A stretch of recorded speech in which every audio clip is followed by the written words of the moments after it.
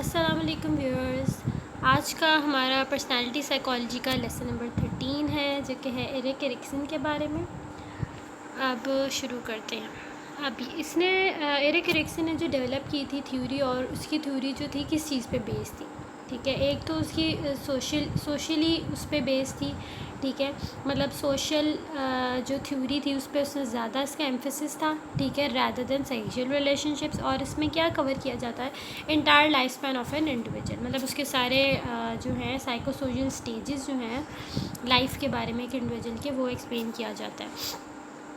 फिर उसकी जो एनाटमी और डेस्टिनी थी, अब इसमें एरिक्सन के अकॉर्डिंग जो बात की गई थी कि बायोलॉजी और जेनेटिक्स जो है वो एक स्ट्रॉन्ग डिटर्मेंट है पर्सनालिटी का, लेकिन कल्चर भी उतना ही ज़रूरी है, ठीक है। और दो सेक्सेस के दरमियान जो एक्सप्लेन किया गया था कि सोशल एक्सपेक्टेशंस और कल्चर एक्सपेक्टेशंस के मतलब डिफरेंसेस आते हैं, कि जो बायोलॉजिकली डिटर्मेंट डिफरेंसेस हैं वो इन दोनों दो सेक्सेस के दरमियान जो हैं वो ये चीज़ आती है।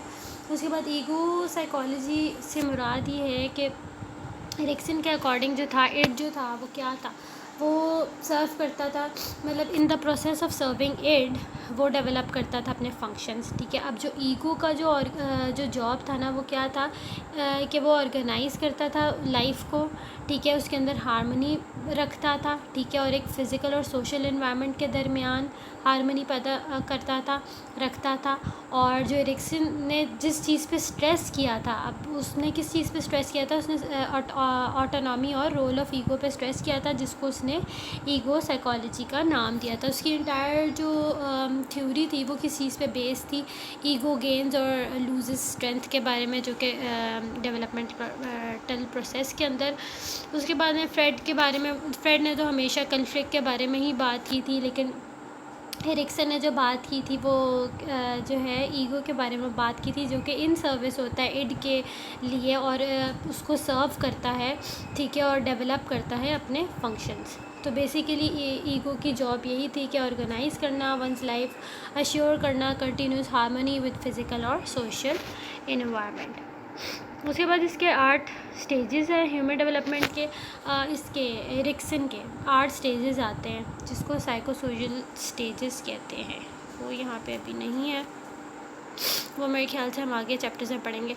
उसके बाद एपिजेनेटिक प्रिंसिपल क्या है, इसका मतलब है कि सीक्वेंस ऑफ ग्रोथ जो कि जेनेटिकली डिटर्मिन्ड है, और हर स्टेज में डेवलप होती है और दूसरे को राइज़ देती है। मतलब एक स्टेज के बाद ही सेकंड स्टेज जो है वो आता है, तो एक स्टेज होगा उसके बाद वो नेक्स्ट को राइज़ करेगा। उसके बाद यहाँ पे हर स्टेज में जो है क्राइसिस भी होते हैं, पॉजिटिव और नेगेटिव रेजोल्यूशन भी होता है। पॉजिटिव रेजोल्यूशन में क्या होता है कि ईगो जो है उसको बहुत ज़्यादा स्ट्रेंथन किया जाता है, स्ट्रॉन्गर बनाया जाता है, और हेल्प करता है इंडिविजुअल को कि किस तरह उसने अडॉप्टेशन प्रोसेस जो है वो रखना है, कंटिन्यू करना है। लेकिन जो नेगेटिव है उसमें क्या रेजोल्यूशन, उस रेजोल्यूशन में जो है ईगो जो है वीक हो जाता है, ठीक है, हिंडर और इनहिबिट करता है अडैप्टेशन प्रोसेस। अच्छा, पॉजिटिव रेजोल्यूशन में वही बात है क्राइसिस की, वी सी द हेल्दी, मतलब इसमें हेल्दी इंडिविजुअल देखा जाएगा, नेगेटिव में हम क्राइसिस देखेंगे। आइडेंटिटी की अगर हम बात करें, इसका मतलब होता है ऐसी सेंस जो हम हैं, मतलब हु यू आर, कि आप, और फिर अपनी लाइफ में आप क्या बनना चाहोगे, वेयर यू आर गोइंग, मतलब जहाँ आप जा रहे हो अपनी लाइफ में, ठीक है। और आपकी आइडेंटिटी आपके चाइल्डहुड से related, beginning of the adulthood, मतलब आपके बारे में जो है, आपकी उस के बारे में कि आप क्या कर रहे हो, आप कौन हो, वो आपकी क्या होगी, सेल्फ, मतलब वो आपकी आइडेंटिटी होगी, आप क्या हो। फिर आइडेंटिटी क्राइसिस क्या होता है, कि इसमें है आइडेंटिटी क्राइसिस जो शुरू होता है, ये हम उसमें पढ़ेंगे, उसके जो स्टेजेस हैं। उसका जो 5th स्टेज है ना, वो आइडेंटिटी क्राइसिस से रिलेटेड है, और उसमें जो है इंडिविजुअल गेन करता है पॉजिटिव भी और नेगेटिव आइडेंटिटी भी। ये जब हम स्टेजेस पढ़ेंगे तो हमें पता चलेगा। पॉजिटिव आइडेंटिटी से मुराद है कि आप हर चीज़ के बारे में फुली अवेयर हो, ठीक है, अपने गोल्स के बारे में, अपनी लाइफ के बारे में। और नेगेटिव ऑन द कॉन्ट्रेरी ये है कि आपको नहीं पता होता about the goals of the society, ठीक है। उसके बाद ये इनके स्टेजेस आ गए। ये 8 स्टेजेस हमने पहले भी बहुत दफ़ा पढ़े हैं। Basic trust versus mistrust, उसके बाद autonomy versus shame and doubt, initiative versus guilt, इसके आगे वो भी ईयर्स भी लिखे हुए हैं, industry versus inferiority, identity versus role confusion, intimacy versus isolation, generativity versus stagnation और ईगो इंटेग्रिटी वर्सेस डिसअपीयर। उसके बाद इसकी इवैल्यूएशन ये इतना कोई अच्छा यहाँ पे इन्होंने बताया हुआ है कि इसकी जो थ्योरी थी वो साइकोसोशल थी, ठीक है। फिर उन्होंने ईगो साइकोलॉजी के बारे में डिस्कस किया हुआ है। फिर उन्होंने बताया हुआ है कि एरिक्सन जो है वो निगलेक्ट नहीं करता था अनकॉन्शियसनेस को, लेकिन उसने सोशल एक्सपीरियंस को भी लेकर आया था वो साथ। उसके बाद हेल्दी लोगों के बारे में बात की थी, ठीक है, जो सक्सेसफुली 8 स्टेजेस ऑफ डेवलपमेंट को पास कर जाते हैं वो हेल्दी लोग होते हैं, जिसमें होप है, विल है, फिडिलिटी, लव, केयर, विजडम, ये सारी चीज़ें आ जाती हैं। और रिलीजन के बारे में भी बताया गया कि ये वो चीज़ है कि लोगों को जो है नीड होती है इस चीज़ की, ज़रूरी होता है, जो कि रिलीजन यूज़ करके अपनी लाइफ्स को बहुत ज़्यादा अंडरस्टैंडेबल बना सकते हैं और लेस थ्रेटनिंग बना सकते हैं। उसके बाद इसका बायोग्राफिकल स्केच आ गया, ये आप लोग पढ़ लीजिएगा। ऑटोनॉमी एंड डेस्टिनी वही चीज़ है, उन्होंने दोबारा रिपीट की हुई है इस चैप्टर में। यहाँ पे हमारा चैप्टर नंबर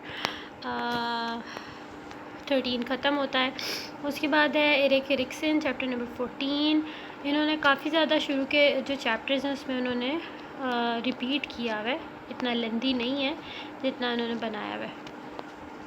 अच्छा जी, यहाँ पे ह्यूमन डेवलपमेंट के बारे में वही उन्होंने बात किया, 8 स्टेजेस के बारे में, ठीक है, कि इनका जो सीक्वेंस है ना वो प्रॉपर होना चाहिए और वो आपको प्रॉपर्ली याद होना चाहिए। उसका जो टोटल 8 स्टेजेस का सीक्वेंस है ना वो आपको पता होना चाहिए प्रॉपर्ली, ठीक है। इस प्रिंसिपल के अकॉर्डिंग जो है हर चीज़ जो है वो ग्रो करती है, ठीक है। और इसी तरह मतलब उसका एक पहला स्टेज आता है, फिर दूसरा, इसी तरह करते करते जो है 8 डेवलपमेंट की 8 स्टेजेस की डेवलपमेंट होती है। और उसके साथ क्राइसिस भी इन्वॉल्व होते हैं, जैसे कि पॉजिटिव और नेगेटिव रेजोल्यूशन की हमने बात की थी।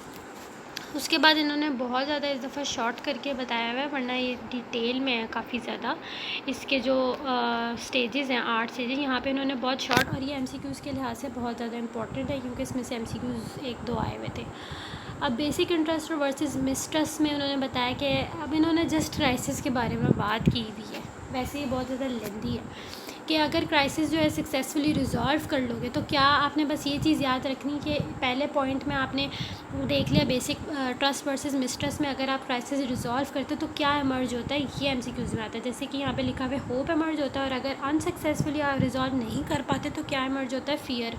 तो ये जैसे पॉइंट्स है ना, दो होप इमर्ज होती है अगर आप सक्सेसफुल हो गए, आपने सॉल्व कर ली प्रॉब्लम, और अगर आप अनसक्सेसफुल हो गए, अगर आपने नहीं रिजॉल्व कर पाए तो क्या होता है, फेयर।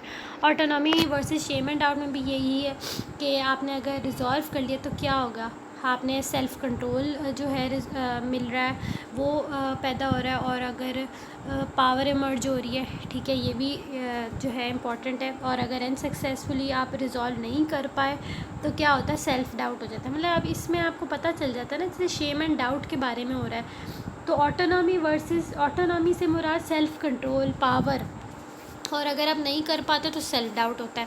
अब इनिशिएटिव वर्सेस गिल्ट में क्या है कि डायरेक्टर और पर्पस इमर्ज होता है, और अगर आप नहीं उस चीज़ को, गिल्ट से क्या मुराद हो गया, फीलिंग्स ऑफ अनवर्दीनेस, तो इस चीज़ से आप ये याद रख सकते हो। और इंडस्ट्री से मुराद कम्पिटेंस, और अगर अनसक्सेसफुल हो जाए तो इनकॉम्पिटेंस, ये इन्फीरियरिटी से मुराद आ गया।